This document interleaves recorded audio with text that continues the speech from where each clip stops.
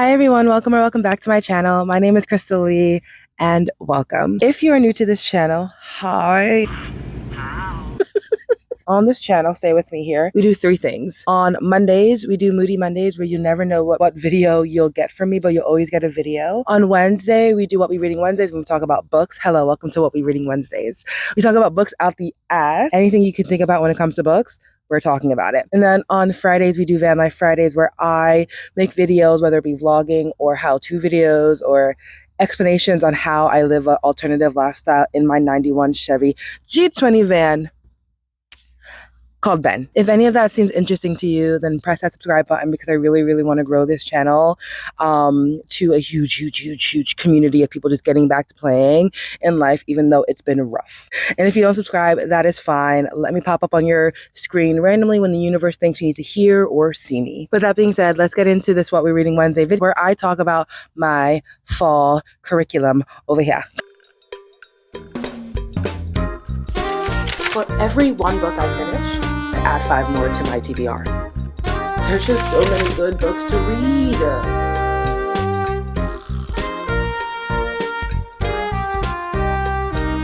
I don't know if you've heard the curriculum trend started by a TikTok creator or content creator. I just saw her on TikTok, Parmesan Princess. She shared with the world that she does a monthly curriculum where she reads and studies topics that really interest her, and she kind of just makes it like school, but there's no tests and there's not $1 million in debt that you have to go into just to get an education for people to tell you that your degree doesn't matter anymore because the status of life has changed. So us girlies have decided to do our own curriculum, and I decided to hop on the bandwagon because I have been missing school. Every time somebody tells me they're going away to college or they're doing things to prep for college, I get a little tinge of like FOMO. I loved school. I love learning. I love talking about things. I hated tests. And I used to have this professor who said, you're only anxious for tests because you haven't studied. And I can tell you this right now, I may not have studied. I may not have studied all the time, but when I did study, my brain was going on the fact that tests aren't there to help you retain information or to be excited about knowledge. It's to test you and trick you on how much you think you actually know about the topic. I personally hated that part, but I did love school, and seeing this trend made me really excited. So I decided to hop on the bandwagon and do some disciplines and books of my own and do a curriculum of my own, and we're going to share that today. My disciplines are not of normal. Not all of them are normal. Hold on. Also, I did my nails. I did my own nails for the first time. Don't look at them, but like look at them. There we go. That was better. I did my own nails. If you look closely, you can see the damages. But it was only my second time ever doing Gel X nail extensions. So I feel pretty good. And now I'm just clacking away and I feel like a badass bitch with some nails. I don't understand why just doing something for your physical like well-being makes you feel like a bad bitch, but we're gonna keep doing this. First up on my curriculum, the tried and true The Artist's Way by Julia Carmen. Hold on, everyone, back up. I need this. And for this discipline, I kind of called it like my own kind of thing. I called it the creative exploration. So the discipline for this is creative exploration. The Artist's Way is a book that many people have tried to get through. It is a workbook on expanding yourself and your creative life. And some people who have finished the book have given testimony of how it has changed their life, and who they were when they started working through this workbook is not who they were when they finished the workbook. If anything, they also changed homes, they changed careers, they changed a lot about themselves. And I started reading this with a group of friends of mine, but we all stopped at the same time. So none of us finished it. And I was telling them that I'm going to start it, and I don't want all of us to start it where we have to do a week every week and then talk about it. I want us to start it at a pace of our own. So I just told my friends about it, and if they wanted to start it, they can. And if not, I'll just share my own stuff. But The Artist's Way, A Spiritual Path to Higher Creativity, is on my curriculum to do. It's on Mondays. I put each of the books on each day. So Mondays will be The Artist's Way. And I believe that there are a lot of different exercises to do each day with this. Even though it is a weekly read, I still will have like daily things to do, which is pretty exciting. On Tuesdays is where I have my therapy, and I've been going through a lot in my life with changes in my family and friends. And one thing that I wanted to do was kind of read into some of the psychology of familial trauma. During the time of thinking of like getting through familial trauma and stuff like that, I saw a woman post about a book that has helped her with her mother wounds. So I grabbed that book. And that book is called Mother Hunger by Kelly McDaniel: How Adult Daughters Can Understand and Heal from Lost Nurturance, Protection, and Guidance. Bam. On Tuesdays, I go to therapy, so I thought it would be a good thing to read this on the days that I have to be kind of emotionally honest. And when I say I have to be, it's because I choose to be for therapy. I go into therapy. This is my second time in therapy. The first time was years ago before the pandemic. And even in that therapist's office, I told myself that I would be the most honest that I've ever been. For therapy, I want to be the most honest I can be about my emotions because the person in front of me is there to help me do that. And so it's a choice, emotional honesty. And I just thought, again, that reading this book on those days would help bring up points or help bring up things that I can talk about in therapy. I don't need help bringing up anything, to be honest, but I can use some guidance on perspective shifts and how to see and how to look at things different and to look at things differently. So that's why I decided to do this on Tuesdays. The discipline that I put this under is psychology. Wednesdays are for witchcraft. Wednesdays are for witchcraft just because it's like WW, but the next book in my curriculum for the week, what I'll be studying on Wednesdays is The Art and Practice of Spiritual Herbalism by Karen M. Rose, creator of Sacred Vibes Apothecary. Transform, heal, and remember with the power of plants and ancestral medicine. I want to put things in my body that are good for me. I don't want to go super Lulu, like Lulu, and like start breathing air as a form of healthy living. My thing is this. I am human, and though I really love being in the spiritual, ethereal, and astrological parts of life and learning from it and feeling it, I still love being a human to the part where there's some things I won't give up.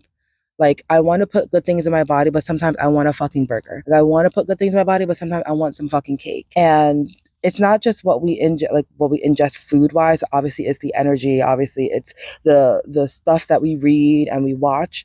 But when it comes to food, I really want to make the effort to put things in my body that are good for me and impact me on a spiritual level to the extent that I'm still living my human life and not restricting myself. Because I'm not here for a long time. My self-help stuff in life is not for me to be here until I'm 150. When it's time for me to go, I want to go get up out of here. I'm not trying to stay here and breathe air and live to 150 years old. I just want to be okay while I am here until whoever takes me to wherever I need to be at the end of this lifetime. And so while I'm here, I really am curious about all of the herbs and plants that help us while we're here and how it will impact me on a spiritual level. And so I called it witchcraft. I was having a discussion with some of my coworkers one day, and one of my coworkers brought up the idea of an electric chair and something like that, because he was talking about how crazy his grandma was, and brought up something about her having an electric chair in her home. And I said, oh my God, she would have been hung.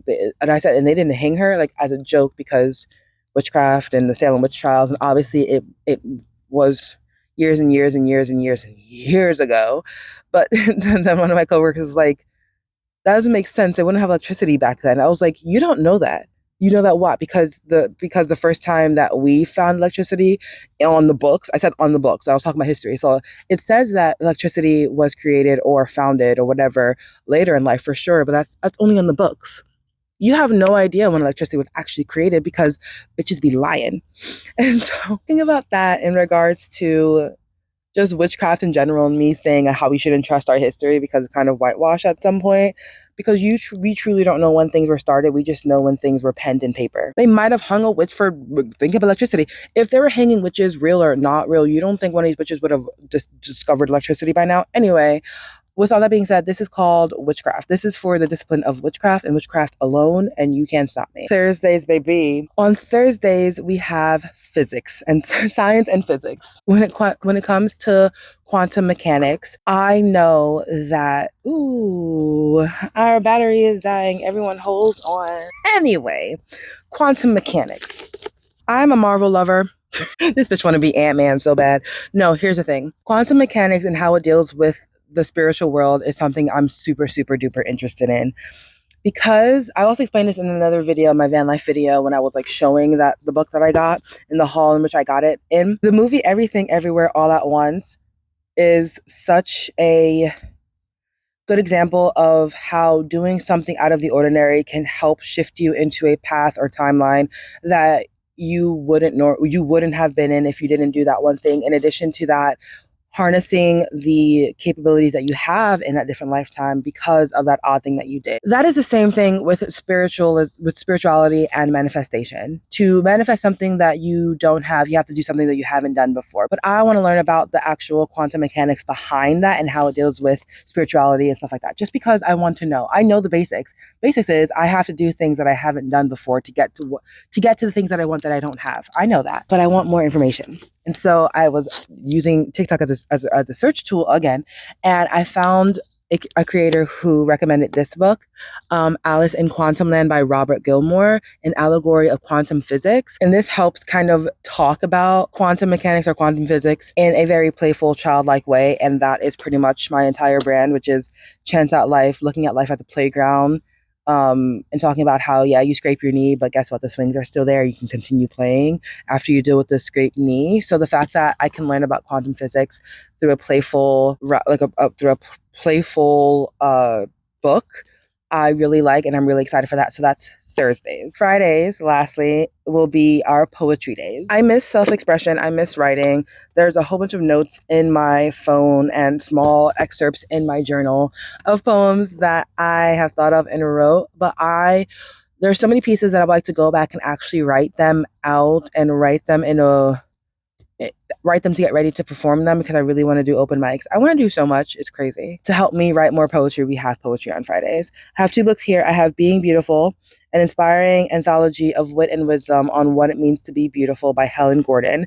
Different excerpts and stories and just like stuff like that I used to pop in randomly and read different excerpts for my TikTok and talk about what I feel from there. But this necessarily isn't a poetry book, but it does feel like poetry when I have read it. So I would like to read a couple passages of this and then try to write a poem about what those things have brought up for me. So an exercise and expressing what I'm feeling after intaking words, actions, worldly, whatever things. But in this case, it's expressing my emotions through writing after I read something that incites emotion. And the other thing is All the Right Pieces by Nakia Homer.